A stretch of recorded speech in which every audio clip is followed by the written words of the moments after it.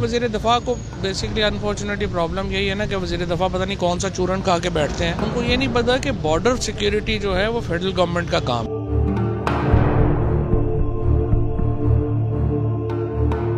पाकिस्तान में एक प्रॉब्लम है, हमारे यहाँ कॉन्फ्लिक्ट रेजोल्यूशन का कोई मैकेनिज्म नहीं है, जिसकी वजह से ये मामला जो है वो जाते हैं। बोल वालों को सबसे पहले पता चलेगा अच्छे हैं या बुरे।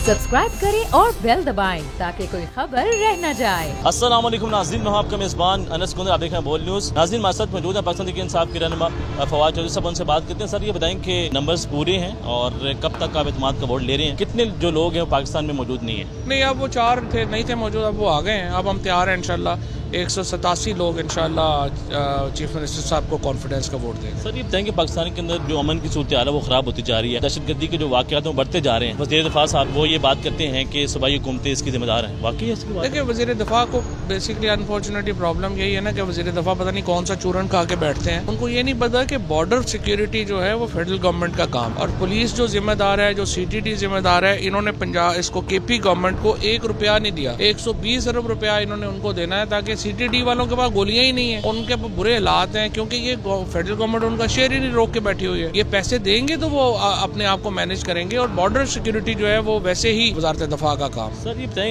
ये कब तक होता रहेगा, जो सियासतदान है अपने जो मामलात हैं वो अदालतों में लेके जाते रहेंगे? हाँ, वाकई ये बात आपकी सही है, अदालतों में मामलात नहीं जाने चाहिए। अदालतें उससे उनको अदालतों को भी बड़ा नुकसान होता है। लेकिन ये पाकिस्तान में एक प्रॉब्लम है, हमारे यहाँ कॉन्फ्लिक्ट रेजोल्यूशन का कोई मैकेनिज्म नहीं है, जिसकी वजह से ये मामला जो है वो जाते हैं। तो सर ये बताएंगे परवेज़ इलाही साहब जो हैं वो आपके साथ अभी भी मुकम्मल तौर पर? जाहिर है परवेज़ इलाही साहब हमारे वज़ीर आला।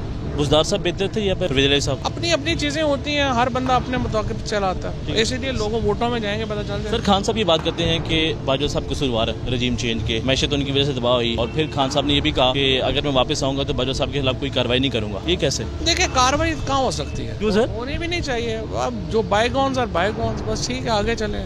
अगर उन्होंने नुकसान किया तो पिछली लकीरें ही पीटते रहेंगे तो क्या बनेगा? बट ठीक है, बाजवा साहब से हमारे बड़े अच्छे ताल्लुकात भी थे, बाद में खराब भी हो गए। अब पिंडी के साथ कैसे ताल्लुकात? हम तो अच्छे ताल्लुकात बनाना चाहते हैं। इलेक्शन कब तक हो रहे हैं? बोल वालों को सबसे पहले पता चलेगा अच्छे हैं या बुरे हैं। तो इलेक्शन कब होंगे sir? Election March April. Thank you sir. हकीकी आजादी की जंग में बोल भी कप्तान के हमकदम। इलेक्शन कराओ मुल्क बचाओ की लाइव ट्रांसमिशन, दिखाई लम्हा बलम्हा सूरत हाल। रील और रेटिंग में भी बोल न्यूज रहा नंबर 1।